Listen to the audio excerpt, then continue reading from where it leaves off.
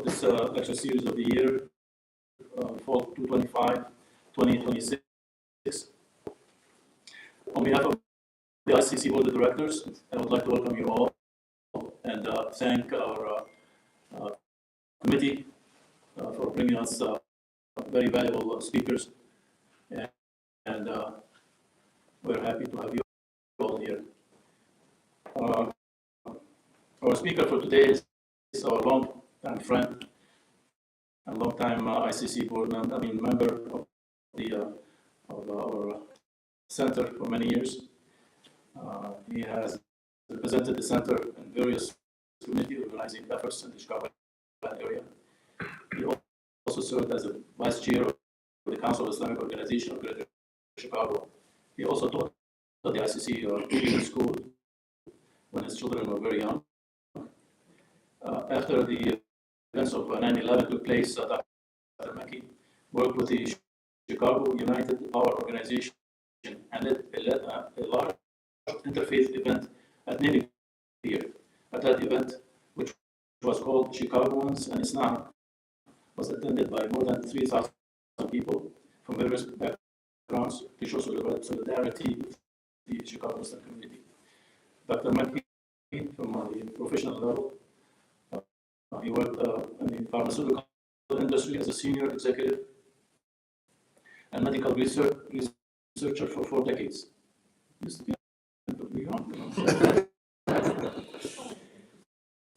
Leading the global approval of multiple medicines. His diverse experience living and working in Iraq, United Kingdom, of course the USA, Japan, Singapore, and China have exposed him to various cultures. Dr. Mekki is fluent in Arabic, English, and Chinese. Very impressive. After his retirement, a few years back, now 3 years now? 3 years. 3 years, it says here a couple years ago. Dr. Mekki is focusing now on researching the Sufi classical literature. Dr. Mekki's lecture today is titled Seeker's Path to Allah and its Application to Education. And the lecturer will discuss actually Dr. Qais Mekki book. He distributed a few copies. For those of you who do not have a copy, you can download it actually free of charge. And it's available in Arabic or bilingual Arabic-English version. Also available in Chinese, isn't it? Yeah. Also, copies of the book are available on Amazon. So that I welcome Dr. Qais Mekki, please.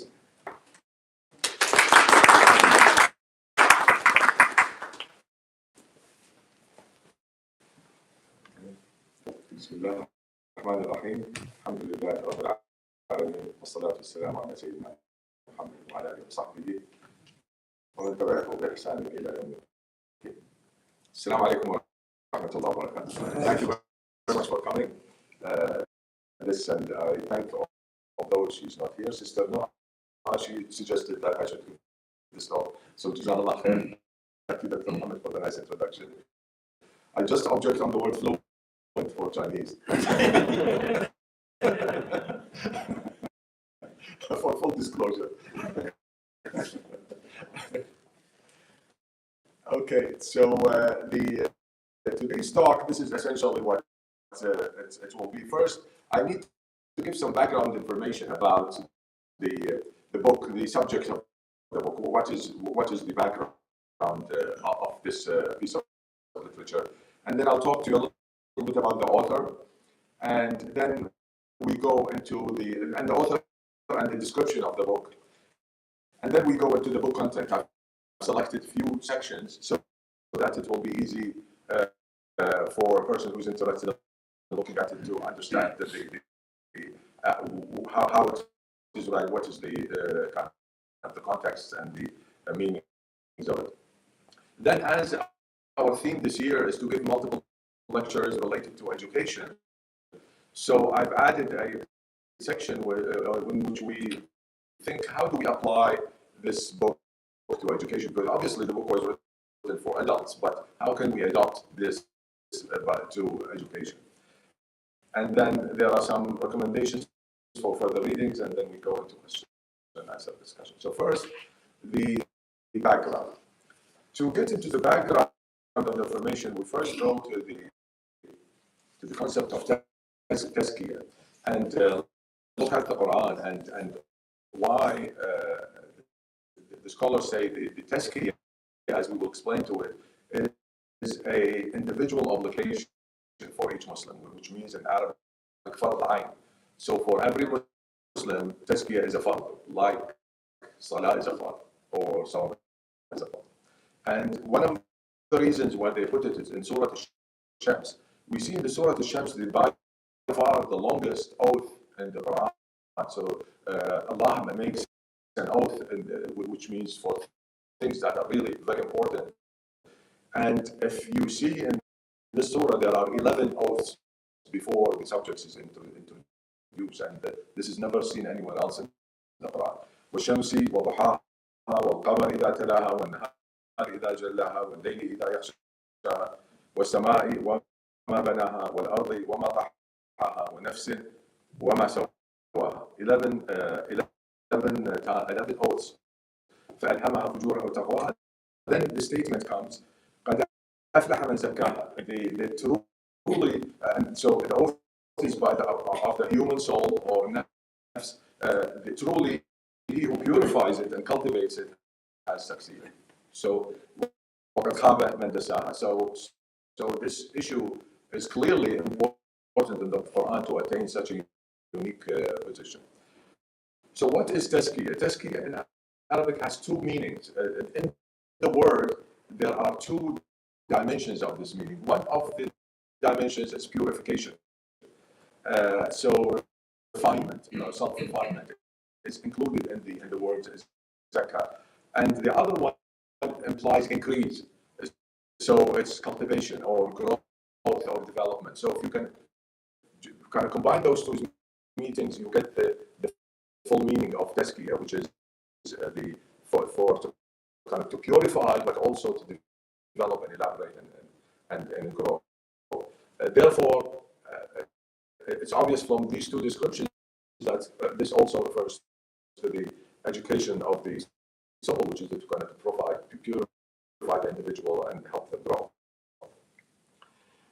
Many of us have heard the famous hadith of Jibreel, in which the Jibreel comes in front of others to ask the Prophet ﷺ about Islam, Iman, and Ihsan, and then the Prophet ﷺ will give descriptions. And this, at the end, the Prophet ﷺ tells the audience that this is Jibreel came to teach you your religion. So many of the scholars take this as the three elements of religion, which is Iman, Islam, and Ihsan. And Iman is belief in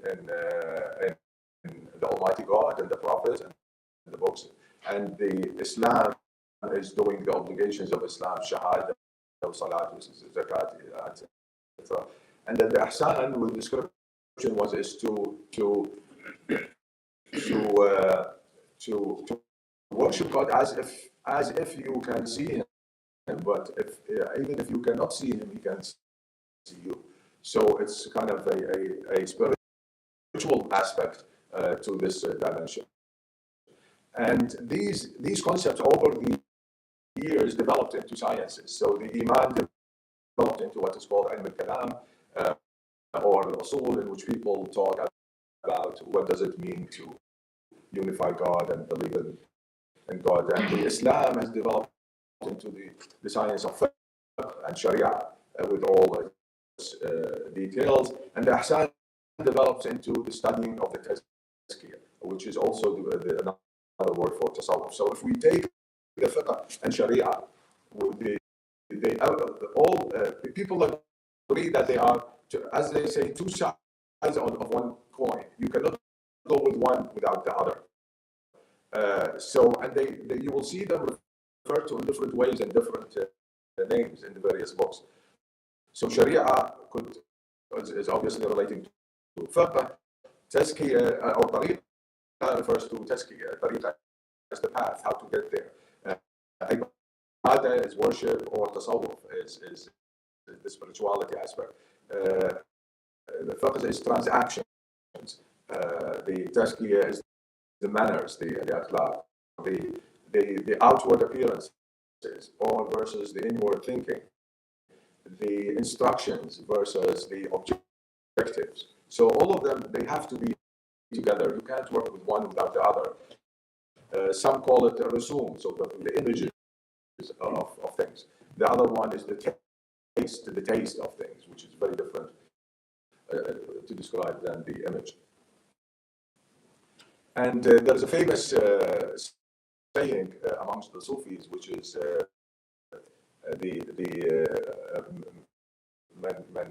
من تشرع ولم يتصوف فقد فسق ومن تصوف ولم يتشرع فقد تزندق.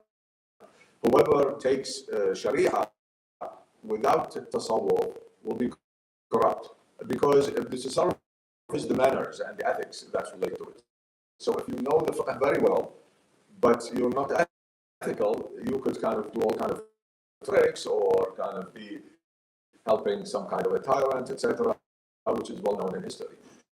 And but the opposite, if you do tasawwuf without Sharia, then it is even worse. It is considered tazandaq. Tazandaq is almost like become a kafir, because if you don't know your obligations and you don't follow the Sharia and the salahs and siyam and the other aspect of it, then it's useless to kind of claim that you are a Sufi or good manners if you actually do not follow the laws of God Almighty. So that's why they go hand in hand, and really you shouldn't do one without the other.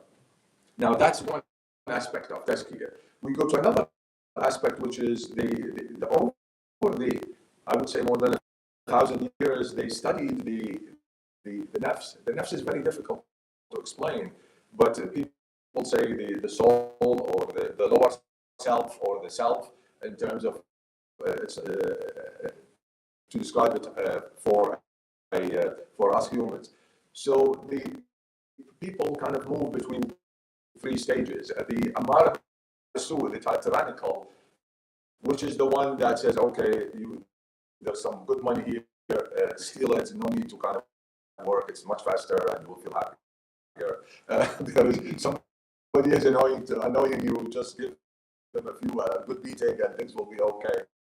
So whatever there is wrong, so the nafs al-ammara, the tyrannical, or the person to do it, and they do it. So that's kind of most of the troublemakers are of this nafs. Then once one becomes a little bit better, if we use that word, then it becomes the regretful, the amara bisu, which is, oh my gosh, I shouldn't have stolen that money, that is a mistake, astaghfirullah, I will return it, etc. And then another day they will say, well, maybe not a bad idea, and then they go ahead and steal it. So it goes back and forth, but it's always in the first one there are no regrets, just going happily, enjoying bad things.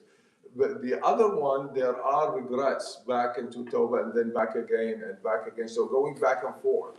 And the third one is the serene or the mutma'inna, when the person settles on just kind of avoiding all the sins and behaving well towards society and family. So these are stages of a human, but it is not linear. So somebody maybe once they are born all their life they are mutma'in, they are serene and there's no problem. Some people are very good and serene, then they collapse into the amara bisu, then they go back again. So these are fluid states that we aim to always be in the serene one, but people, humans, would go up and down, and our aim to keep them up. So that is another aspect one we need to keep in mind as we look at the concept of the book. So who's the author? The author is Abdullah al-Ansari al-Harawi, who died in 481. So he's a fifth century scholar, very well known figure in Sufism. In fact, if you read Arabic Sufi books, when they say Shaykh al-Islam, they actually mean the Harawi in the Sufi literature. Once the word Shaykh al-Islam is mentioned, that is Imam al-Harawi, not somebody else. That's in the Sufi literature. In the Persian literature, he's the sage of Herat, Piri Herat. For those who know Persian or related languages, Pir is almost like Wali and of the city of Herat. So once they mentioned that, the intended is the Imam Harawi. So so he's not only a Sufi, he's a Hadith scholar. He's an authority in Hadith, and also he's a fiqh scholar in the Hanbali fiqh. So he's mastered kind of all three aspects of the religion and taught many students, and he's a reference in these fields. Being a Hanbali in a city which only this very small minority was Hanbali, he was actually persecuted part of his life, and there were plots on him, and they took him even kind of concocted a case and took him to the Khalifa or the Sultan at that time, but he was exonerated and came back. So that aspect of sectarianism, unfortunately, was present in various areas because of some difference in the way the Hanbalis versus the Ash'aris define the sifat, the names and the properties of God Almighty. So some people became very against him. So that's kind of an aspect. If you read about him, you will read that aspect as well. It relates to him being of the Hanbali madhab. So with this kind of musical introduction, we go into another section of the, of the book. What is the book itself? It's one of the main classics. I mean, in the art and science of Sufism, there are like 4 or 5 books over the 1,000 years that are the mainstay of this way of training oneself to be closer to Allah. And this is one of the major books in that. What he did, because of his experience in having many, of himself as first, and then of having many students who he would train and take through the path, that he had an ability to analyze the human behavior and the human mind. So he described what the self would go through in terms of the thinking, from being like a highway robber to a saint.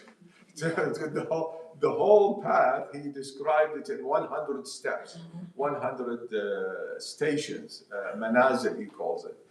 And each of those, he described it in 3 settings. Setting of somebody who is just kind of waking up and starting to kind of understand that he calls a beginner, or he calls the awam, or he calls it's the general population that applies to most people. And then the second state, he calls it for the sadiq, the one who's decided to take it seriously and kind of follow the path and their way to be closer to Allah. And the third is for ones who are totally devoted to closeness to Allah. And so I've loosely translated it to beginner, intermediate, and elite. So elite is even higher than advanced.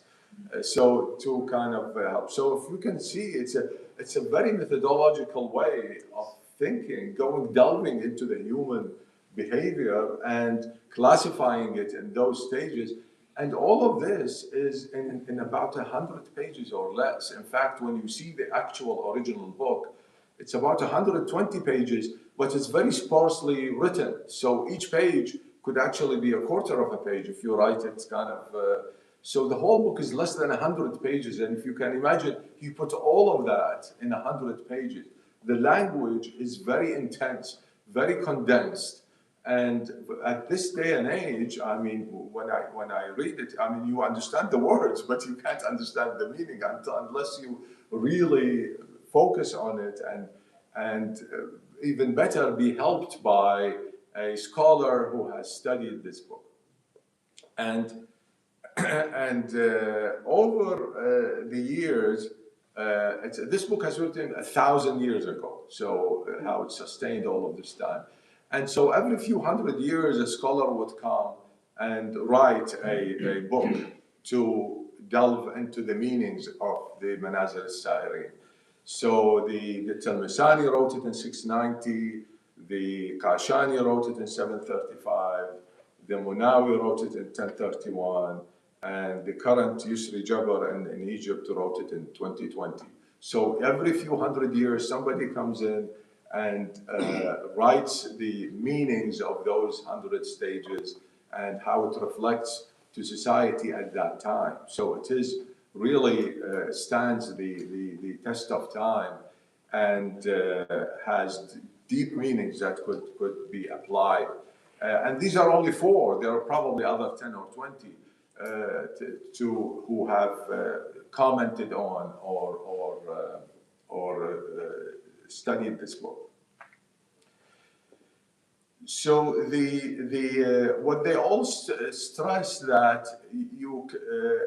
like they always simulate it with being a surgeon, for example. You can't read a book and become a surgeon.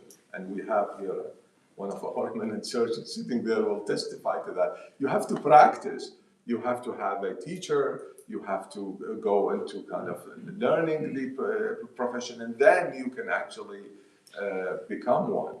And the same thing for tazkiyah, you can't just read a book. One has to also listen to scholars who comment on the books, listen to people who've gone through this path and gone through the trials and tribulations to give yourself depth.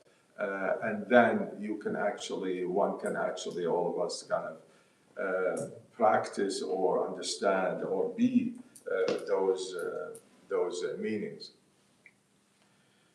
So what is the book that we're discussing now is that at this day and age, unfortunately, it is not common that you see somebody kind of devoted to reading. We all look at our WhatsApp messages or Facebook pages. If it's more than 3 minutes, it's probably too focused, and then our attention goes away. So the ability to kind of read condensed and deep literature has unfortunately declined. And these books, although they are so useful and combined with a lot of these, like Yusri Jabr, for example, Sheikh Yusri Jabr, who's also a physician and a surgeon, has devoted. He explains the book and discusses it on video, like that's available on YouTube. He's done it like twice. Each of them is about 50 hours in small sessions. So it requires a lot of, it took me actually 3 years to be able to understand the book. So then I thought, who will this? I'm retired, okay, nothing else to do, kind of fine. But people who are busy in their life, not many people will have this kind of obsessive compulsive neurosis. So I thought if I simplify the language and translate it from an old language to the current language, it becomes easier to access because the concepts should be, and then maybe people will be interested and they go into more details. So that's the idea behind this book. So I translated from the old Arabic or the complex Arabic to the kind of modern day language.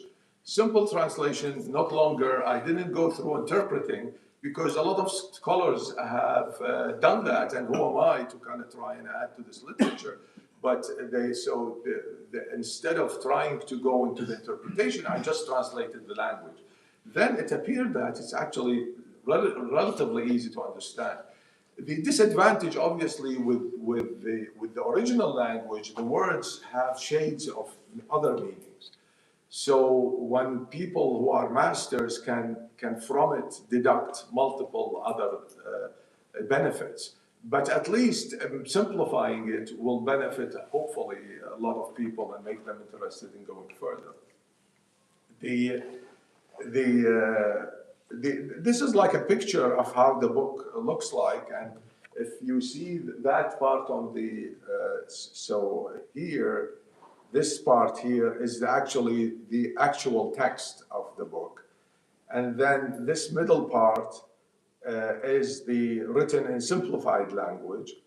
And then the last one is something that I added, which is almost like this is a workbook and this is an exercise in terms of how to kind of feel that thing, although it's difficult, but something that will make it easier to figure out what's happening. So in English, which is this, what I translated is obviously only the simplified Arabic. And then I've also added like the practical summary and advice for that specific section. Like here, for example, says, read a short reminder from the Quran. When having negative news, think about it like that, reduce distractions, etc. So it's kind of hopefully helps to get the concept, because some of the concepts, especially the second half of the book, are very abstract and tough. So how do we put this all together? So these are the 10 sections of the book. And what the interpreters have said, that the first two sections almost simulate moving from the tyrannical self to the serene self. So the first 10 would kind of display the picture of moving from the tyrannical to the regretful, and then the second 10 is moving from the regretful to the serene, and the other ones are becoming more spiritual and understanding in it. So that's one thing to keep in mind when one reads it. And another important thing, that this is not a linear journey. It is not like you have to go through first grade, second grade, third grade, middle school, high school, college, postgraduate. No, it is the word he used in Arabic, الهروي اختلاف موضع. يعني it's a I don't know how to translate موضع in English, but it's an unbelievable kind of variation, enormous variation of people. Thinking of how to put this in a picture, you probably all seen the games of Shoots and Ladders, and so what I've put is these all. I'm sorry I haven't done the English version yet, but these are the 100 stations, each one in a box, going in the sequence of the book. And you can go up, and you probably from the first to the second, but you kind of somehow you jump into something higher, and you go high up, and you're almost there, and then you go down to the bottom, etc. So that actually is the best way to simulate how the human moves between these stages. It's not like a textbook one-to-one, which at some stage you might be there for 10 seconds and then it goes away. And some of them you might be there for a couple of years. And so the time is different, the sequence is different, but it's a very meticulous and detailed and actually amazing way of describing human thought and behavior. Okay, so let's go into the contents of the book. And this is the first section, which is the section of the beginnings. And these are the 10 manazil, 10 homes or stations in that first section. I will go to 3 sections, and each of them select 1 or 2, just to give you an idea, because we could be here for 3 years. So just to get the kind of the gist of it in terms of what we're talking about. So to oversimplify it, and this is one of the interpreters kind of how he kind of described this section.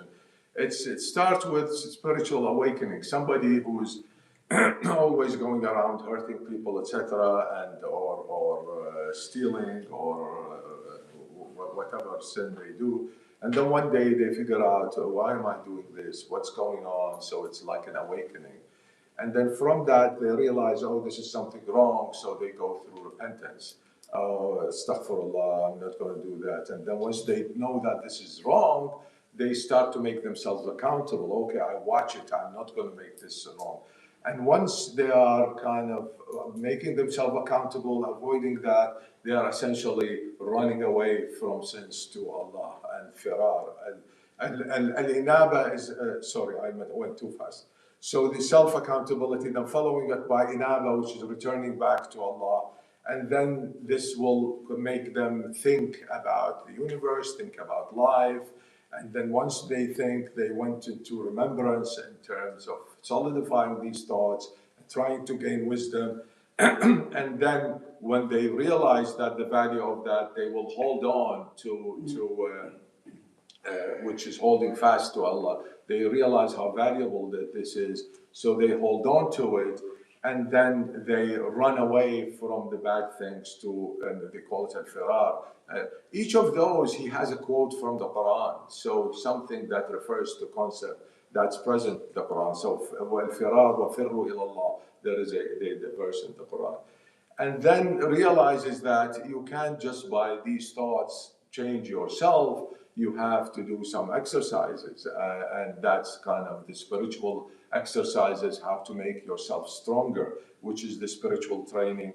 And then after all of that, you're eligible to listening, which is essentially you're eligible to benefit from reading the Islamic literature after you clear yourself. And then you move from the Amara to the lawama, and then you start to figure out things and know when you've made a mistake so that you can correct it. So that's the first phase as he describes it and goes through details. So let's take the yaqadha, the spiritual awakening, the very first one. So the beginner is like reflect on Allah's blessing, even if they are small. I mean, you see kind of an insect, and it's just subhanallah, I mean, how come all of this complexity and I haven't thought about it? Or the other creatures or the universe. The intermediate, when they thinking becomes a little bit more looking at the mistakes and then reflecting on what will be the consequences if I continue in this path, and you ask Allah to kind of purify you and help to avoid those. So the thinking becomes more substantial. And the elite is you evaluate every moment that passes by, even 5 minutes. What have I done? Have I become closer or not to Allah? So, and by the way, this doesn't mean that a person goes to the awakening first, and then awakening intermediate, and then the awakening advanced, then move to the other one. It means maybe you go through all the stages as beginner, and then you start again as intermediate, and then it's kind of it's as I explained before. It's a path that is not linear. So repentance, tawbah. So it is tawbah, obviously repentance is regret of doing something wrong and seeking forgiveness. So for a general population, you do something wrong, astaghfirullah, this is kind of tawbah, I'm not going to do it again. So that's good enough.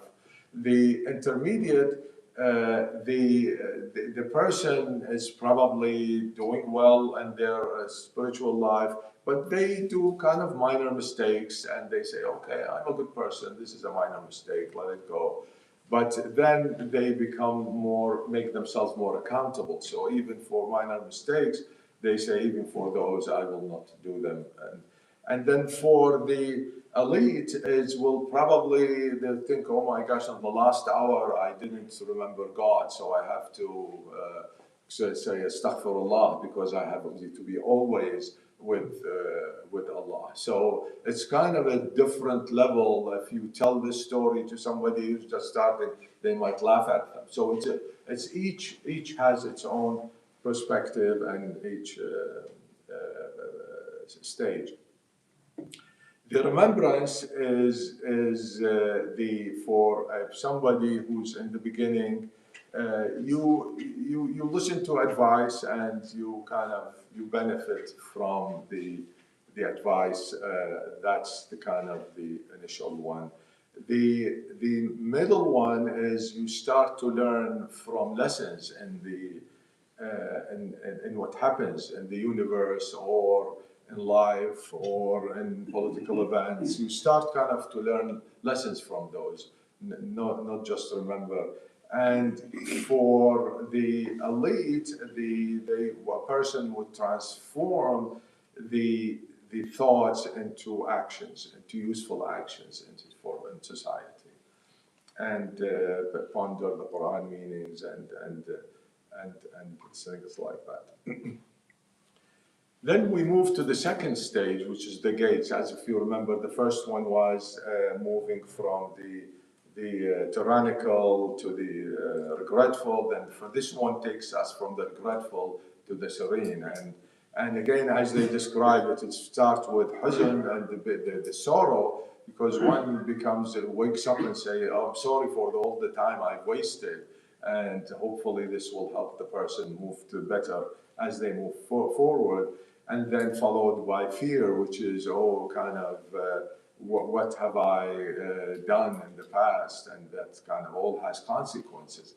Then ishfaq is compassionate concern, which is not just concern for yourself, because then you start concern for others in terms you see somebody doing the wrong things that maybe you did in the past.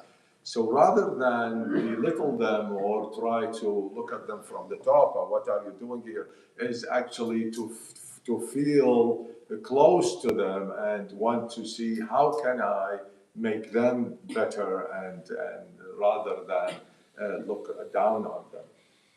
And then the khushu', humility in worship, I didn't know exactly how to best translate it, is having kind of got the feeling like in prayers or other action to have the awareness of God. And then the ikhbat, submissiveness, is essentially to kind of move your wills, your desires totally to be aligned with God's will. Then the next one is the zuhud, which is they start to kind of become uninterested in worldly excessive interests. For example, competition for worldly rather than which has benefits, say, to society or the self. The wara is a stage that is extreme caution. So things that are, and I think we will come to it later, even if they are halal, they think it's excess of it is probably distracting. Then the devotion is to be devoting your life to Allah and hoping in the hope for Allah's mercy and longing to desire to be closer to Allah. So again, this you can imagine it as a journey like the first one. You feel sorry, you feel afraid, you become more compassionate and more humble, and then you direct your desires towards Allah. So you can imagine the whole thing also as a moving journey. So this is the sorrow. So in the beginning, you feel sorry for the things that one had made you wrong. The intermediate stage, you feel sorry that you're spending too much time on permissible things and not kind of devoting oneself to a beneficial. And then the elite would be, as you can see, is even a temporary lapse from being always with Allah will bother them. The wara is, as we said, avoiding for a person who's in the beginning of the path, or for the majority of people, this is avoiding major sins. The intermediate is avoiding permissible acts. So they wouldn't like overeat, they wouldn't spend too much watching TV, although watching TV and eating are all halal. But if you spend all your time watching TV and eating, it's not right. So they become aware of these things. And then the elite would avoid any distraction, essentially. Okay, you can see the picture emerging of each personality as we move forward. Then we move into the transactions, which are more, as you can see from the title, related to behavior and what you do. And we'll take an example of it as vigilance. So the muraqabah is in the beginning, you would be reflecting always on Allah's greatness. So essentially, you compare your status versus the status of Allah and see how much the gap is and how much you need to grow. So it kind of becomes a motivation. The intermediate is you kind of how do I explain it? So the beliefs make you accept that God has wisdom in doing things. So then you would watch yourself if you start kind of useless arguments. So why is this happening? Well, how is this? So that's kind of, you consider it as a distraction. And then the elite would see God's wisdom in everything. So they watch things only as acts of Allah, or tajalliyat from Allah, how God is reflecting in the universe. Now we go to tawakkul, and there is a lot of talk about tawakkul in terms of, in Arabic language, خليها على Allah, or kind of whatever happens, God's will happen. But this is mostly kind of done in the wrong way. So he stresses is, tawakkul is only valid after you take the full action towards making this happen. So if you have some test and you've done your absolute best, and then you do tawakkul after it, not you go to the exam after spending the whole day somewhere in the swimming pool and say tawakkal ala Allah, and then you go to the exam and you get it around at zero. So that's not tawakkul. That is, as Sheikh Walid says, that's tawakkul in Arabic, which is mean carelessness or أقلها وتوكل. There is a very famous hadith. The person with the camel, so he left the camel and came to the Prophet and said, I'm mutawakkil. So no, first you've got to tie it first, and then you tawakkul after that. So that's the general tawakkul for the majority. The intermediate is they start kind of, this doesn't become a mechanical process. Okay, I've done myself and now I tawakkul.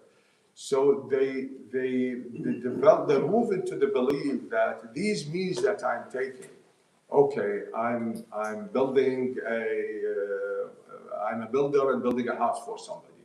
So what I'm doing is if I know that if I take the best of means, that the results will be supported by Allah as long as my intent is there. So the level of confidence increases. It doesn't become like a mechanical process.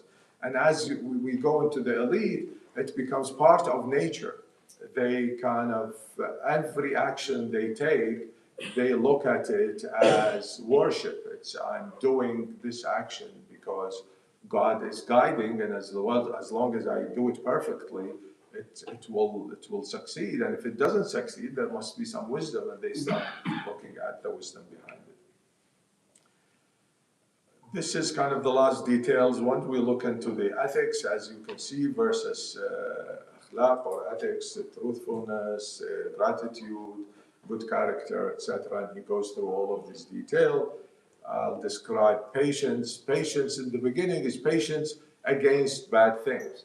Somebody who is always argumentative, always aggressive to people, then it becomes a habit. But then when they want to change it, they need to have strong patience to avoid regressing back. So patience against those bad habits. The intermediate is patience in continuing with the obligations and the prayers and the obedience, like patience in making sure I always do my prayers right and do the sunnah and do the others. So as they increase the amount of worship and the kinds of worship that they do, whether it's obligatory or additional, they they uh, they work hard to maintain it. So that's its kind of patience. While the last one, it becomes also becomes second nature, and almost like patience doesn't need patience anymore. I mean, some of these concepts are very abstract in terms of being patient become part of nature, part of the person's nature as they do things, as they go through tribulations, etc. Al-Futuwa is interesting. Chivalry probably is the closest English word to try and translate it. And that was, later I learned, a very strong culture among the Sufis. And in fact, at time of the Abbasid Empire and later, it was institutionalized. And that the youngsters, the teenagers, etc., would go to training to train those manners and qualities to become useful members of society. And there's a very famous book that I only regret to say only recently discovered. It's called Al-Futuwa Chivalry by As-Sulami. As-Sulami died in 200 something Hijri. So it's very, very early, and they've already written a book about all of this. It's a kind of a detailed of each behavior and each manner through and they used to kind of take the youngsters to go through that. And kind of it's very interesting educationally. Maybe we'll come to it on some other day. So the beginner is to avoid disputes. If somebody else makes a mistake towards you, you just forgive it and move on, and just kind of take the upper road and not worry about blaming others. The intermediate, even people who hurt you, you don't feel bad about them, and you just try to do things to make them better. And the elite is expecting no reward for anything. As Dr. Walid reminded me yesterday, لا يريدون جزاء ولا شكورا. What was the ayah? لا نريد منكم جزاء ولا شكورا. لا يريدون منكم جزاء ولا شكورا. They don't expect from you no thanks, nothing. So just do good and move on. So this is kind of the concept of the Futuwa.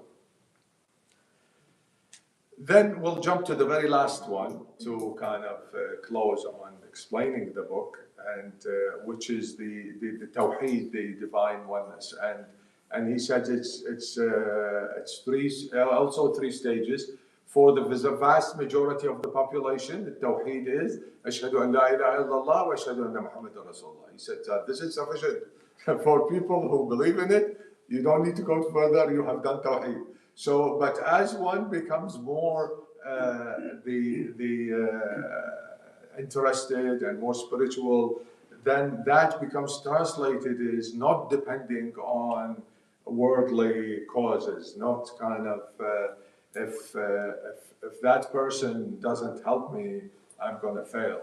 That kind of thinking is in a way thinking that that person has the capacity to change your destiny, not God. So it's kind of a subtle way of trying to make one just focus on Allah. And then the elite, which I just copied it because it's by definition, it's an indescribable state, so I cannot describe it, sorry. So it's an indescribable state where human concepts dissolve. So many times the Sufi says, I can't explain, the language doesn't help me. I mean, it's a feeling, what can I tell you? So it's and this is one of them, and he says, God is so great. If you describe God, that's kind of the bottom line, then by definition, you've committed a sin because your description is necessarily less than what God is. So whoever claims to say, I am muwahhid and I really know God's oneness has committed a sin because how would they know? God is always bigger. So this is kind of a concept of being totally immersed in the concept of oneness. Okay, so we will. So we've described the background of the book, the author, the contents, Now, in terms of how to apply this kind of complex situation to education, and this is a proposal for thinking, but mainly for people who are in the education field. We have a few here on the hall, and hopefully, with thanks to Brother Shakil with the YouTube, we can forward it to others in education. The thought is the first 20 manazil is stressed by the interpreters. He doesn't say that, but the interpreters after him over the 1,000 years stress that these 20 stages takes the person from the nafs al-ammara, the tyrannical self, to the serene one, going through the regretful. So these are important I thought, in forming the good personality. So if we take the beginners stage, because the beginners is easily to deal with, they're less abstract, and then the educators will have knowledge about child psychology, about stage of life, about learning methods, would translate those concepts into meanings that could be conveyed in a classroom, in a learning of children, etc., and make these stations that the child will grow with. And maybe when the person is in college, they are good enough to look at the other stages and become more intellectual about it. So that's kind of the idea. So, for example, the yaqadha, the first one, the awakening. I mean, a child, you can't tell them awakening, etc., but you can start them by thinking, and if they see something nice, so such a beautiful sunrise, and since they work very early, children, I know that by experience from my grandchildren. So at least you can tell them to look at the sunrise, subhanallah. In fact, Marwa was saying, when the child is causing trouble, you just distract their attention by seeing something interesting. So just that probably is good enough for yaqadha for a child. And as they grow up, and you can from that measure the other. Since it is a methodology that survived 1,000 years, it's a pity to throw it away. I mean, we would like to benefit from it to what applies to our time, as others have done in every few hundred years. And at this time, with the turmoil of the concepts and the ethics, it's kind of useful to try and make use of these learnings. So here we come to and further reading. I'm really sorry, because most of the further reading is in Arabic. Not enough attention has been paid to kind of those books, and all of those interpretations are there still only in Arabic. So it's maybe those lectures, because I've noticed that YouTube has now an ability. If you speak in Arabic, you press a button, you can speak German or whatever. They just change. Maybe that will help kind of using the talks from people that the known scholars. And obviously YouTube is like a landmine, so you need to know who you're looking for. But this Dr. Yusri Jabbar is really good, and he's wrote a book about it, and it's good to follow. So I hope I didn't take too much time.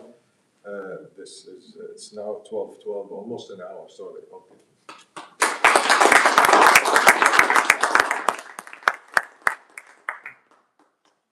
What a wonderful lecture. Actually, Dr. Qais Mekki, when he was, before publishing the book, he was writing the book, he sent me a copy of the book, and I have to admit that Manazil al-Sa'irin, he said, I never heard of that. I said. But yes, it's to go really from Arabic to explain the Arabic, it's just an extremely very, very difficult thing to do. I'm teaching a course here in Arabic for beginners. And, the words are really very difficult, to understand. All these 100 words are really very, very difficult to explain, right? But you did an excellent job, and especially you did Arabic, English, and also Chinese. So wonderful. Open for some questions. We still have some time. Anybody would like to comment or make a question or something? Yes, please. Yeah, thank you very much for the book. I kind of received a copy in June. It's a pretty cool book, and I think it's in the educational piece of it too. You have, as you mentioned, every section that you did a very good practical advice from the understanding of what this section means. That was very helpful, and I think it can be used also for education, even in groups like not necessarily consistent teaching, but groups of in meetings and halaqas and so on. Now I have a question about the commentaries. How these commentaries came in the sense of, did they really criticize or add or disagree, or what kind of commentary? The commentaries are, thank you for asking. The question was about the commentaries in terms of, first, Brother Ashraf first said, Dr. Ashraf first said, it's good to look at the exercise section of each bab, each section, which is almost like a practical exercise to get to learn. That might be useful in education as well. So thank you for this comment. Then he asked about the commentaries, what kind of commentaries and how to. So the commentaries were two kinds. By the tradition, something is very important for the Sufis and Muslims, all Muslims actually, is the issue of sanad, the transmission line. So when you explain something, you have to have learned it from somebody who have learned it from somebody who have learned it from somebody until you go to the author. So technically speaking, I'm not allowed to give this lecture according to the Sufi literature unless I've learned it from somebody. So I've listened to all of the 50 hours of talk from Dr. Yusri Jabbar, who has a chain, goes back to Harawi, of learning this book. So then I'm allowed to kind of talk about it. So I'm being, how do I say it?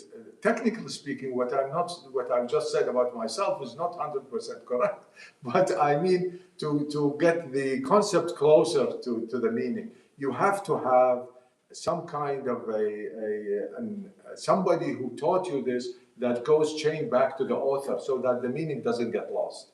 So this is one aspect of it. There is another aspect of the people who are outside this tradition of Sufism who have explained it. One of the most famous is Ibn al-Jawzi, who's a very well-known scientist, who's wrote 6 volumes, I think it is 6 volumes or 3-4 volumes explaining this book, and he called it Madarij al-Salikin. But the Sufis don't like it. Why?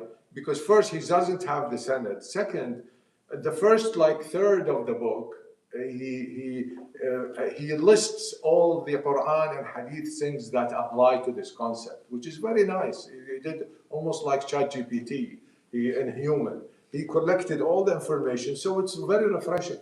But then as he moves to the abstract actions, he started quarreling with the author.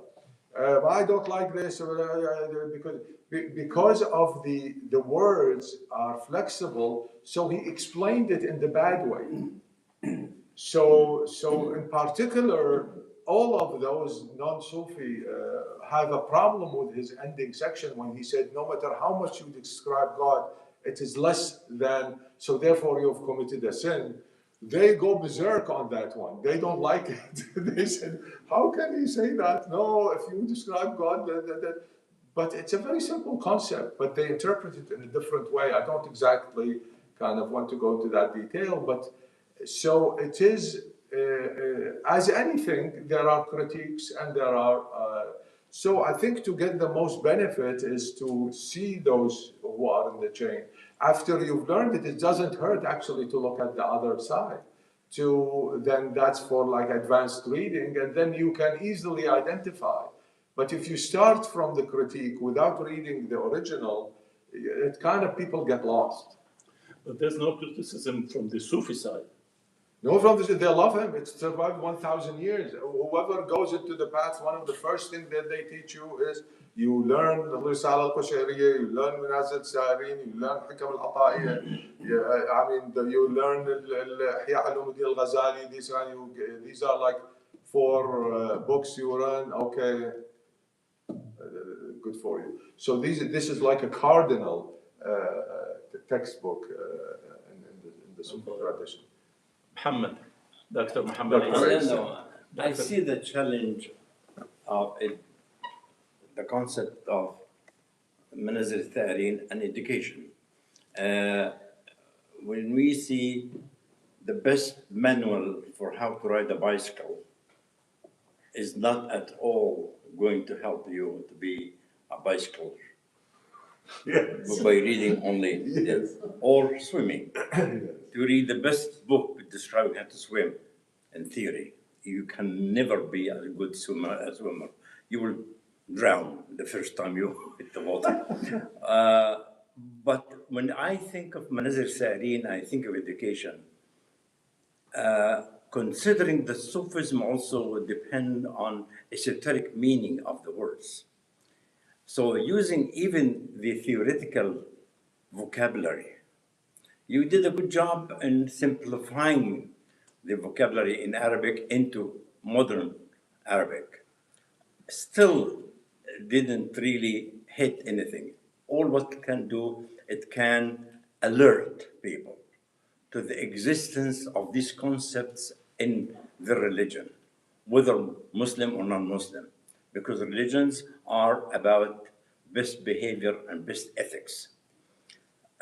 How can we get into education with practicality?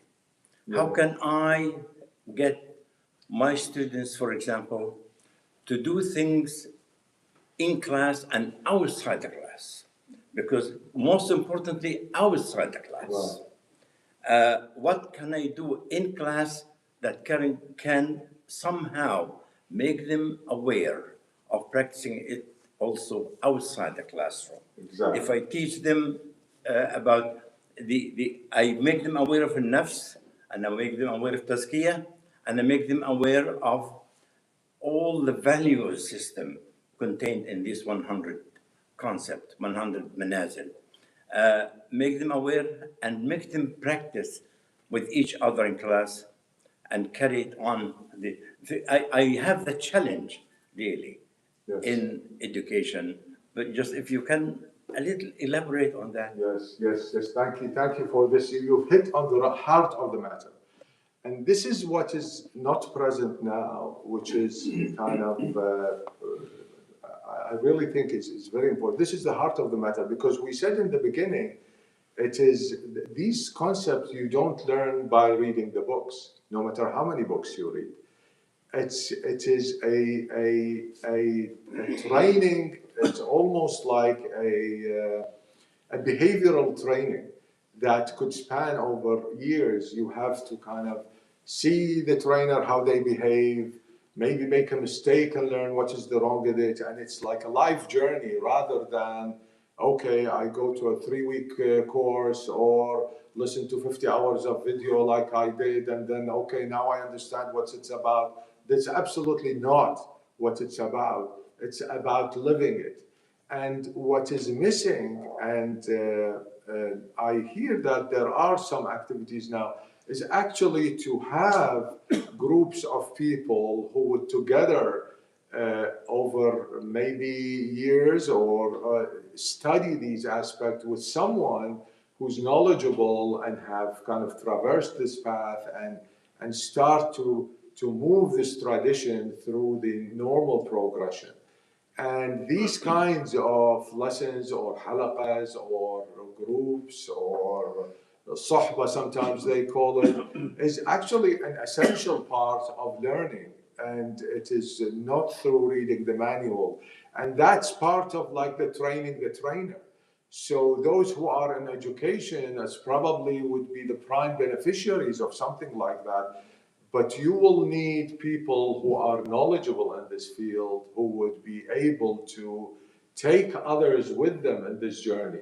In the past, these were in the masjids and in the taqiyas and in the universities, and they were all kind of supported by waqfs, and it was like a big institution that was ongoing. But unfortunately, with the going of the Ottoman Empire, there was a very specific move to cut this, and people who practiced this were punished by execution.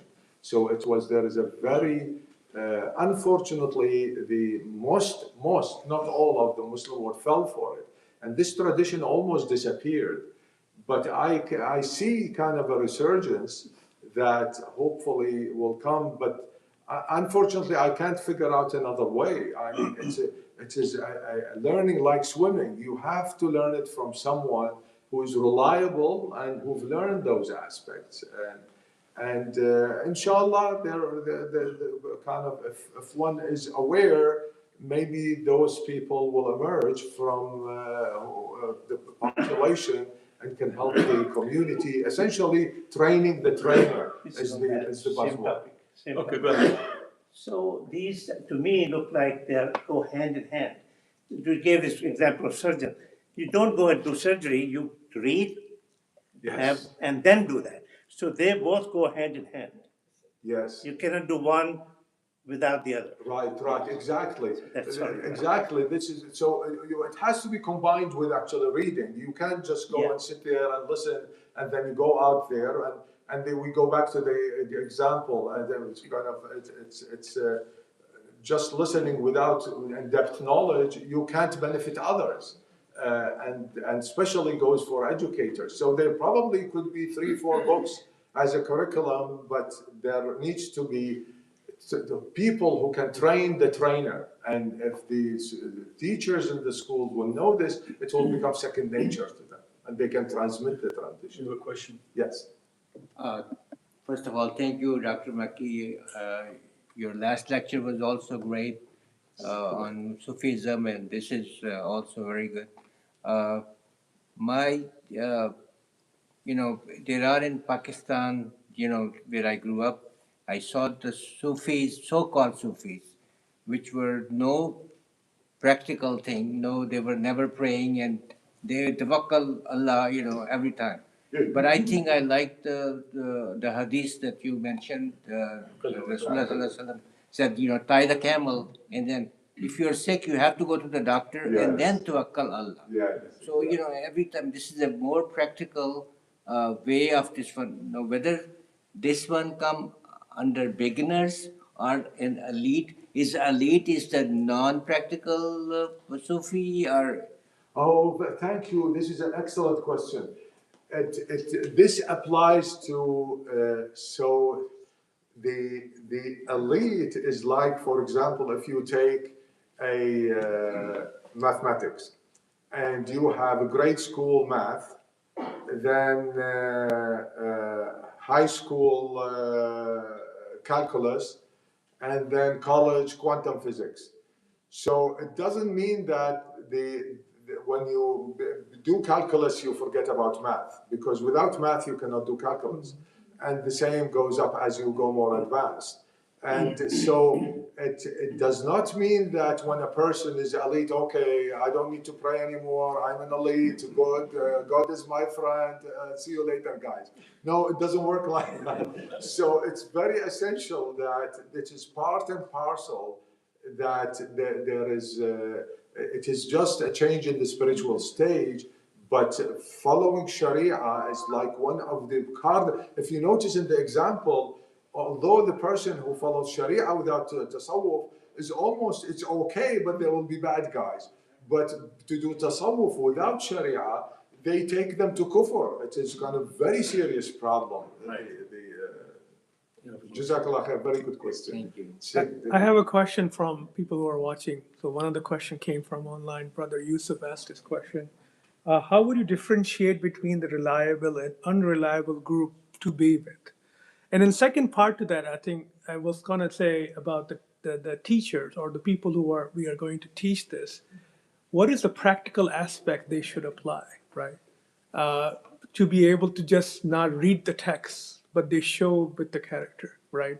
So there's two questions, one from online, one from. So in terms of how to identify the teacher, it's a kind of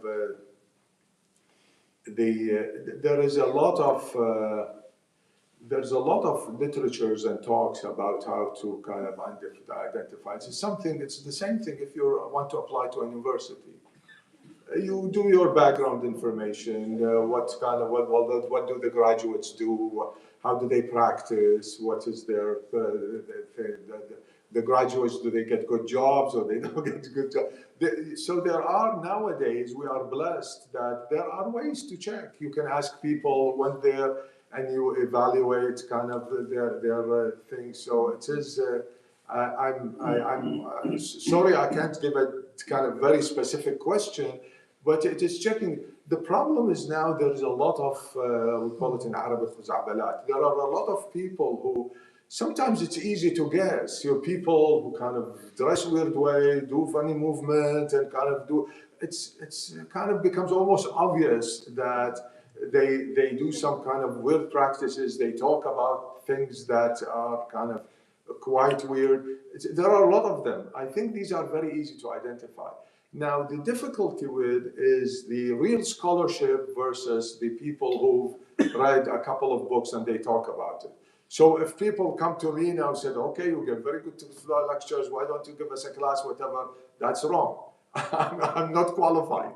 So even though I've read some books and can give good lectures, you need people who have, like, for example, you need a person with a doctor's degree to teach in a university. Also, the same thing, you need people who have gone through the trials and tribulations, gone through the path, taught people, have kind of legitimate graduates who've done well. Then you can identify this is actually a good thing. But just there are a lot of people who give interesting talks. It doesn't mean that these people are qualified to teach. So that's kind of one of the cardinal things not to fall into, because it's easier to get impressed. Okay, you gave a good, nice post. Let's do a dars. Why don't you give us a... No, they have to have a track record. Over 20 years, they've been teaching. The people around them are good. People have learned from them, etc. Then you know these are good people. You follow them. But just amateurs, it's dangerous. What was the other question? Sorry, then. No, I think just the practical aspect, right? I think somebody asked that about like how we like not just as teach text. As they live with the teacher, they will learn from their own character. That's essentially the bottom line. How they behave, how the teacher behaves. When somebody makes a mistake, how do they correct it? What is the issues they focus on? So you learn from them, from the teacher, who should be a person who's qualified. Well, we could still go on and on, like you said, for 3 years, but I'd like to close it here. But I'd like to make one announcement for our next lecture, which is coming up on the Sunday, April 26th, very soon, before we break for the summer. And our speaker is Dr. Najib bin Haj Tahir, and the title of his lecture will be, again, a heavy one, actually. Beyond Linear History, Civilizational Direction, and the Dynamics of Rise and Decline. Wow. Very heavy one. I mean, this one really, like I said, when Dr. Qais Mekki sent me by email, he said, could you review, and because I said, you want me to review the English or Arabic? I said, I never heard of Manazil al-Sa'irin. But I'd like to ask, how many people heard of the Manazil al-Sa'irin here?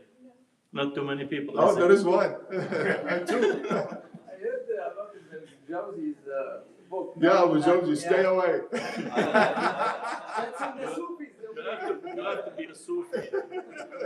And also, just to mention, actually, when you said that they were prosecuted of the Ottoman Empire, Right. because, the Sufism has, a lot of people have a negative, Right. I heard about it from Qais. He asked me three years ago. but, somebody like Qais who's a Sufi, but, he's very bias and this and that. And your question is really very legitimate because Yeah. people who go all the way, they can walk on fire and all that. Say, It's I've done it all- all. I don't need to pray. I'm close to God. Yeah. And those, very, very, very risky to go to Unfortunately. murid and tariqa and all that. So it's, We had One- experience, one or point just relative to this and this. There is a hadith that I just never heard before. It's here about al-Hazazin. Like the people who are kind of, no, not Tanzania. it says that they are, مفردون. well, this is explained later in the same section about to say al-Hazazin. So I think that came from what was that word? Those who are vibrating.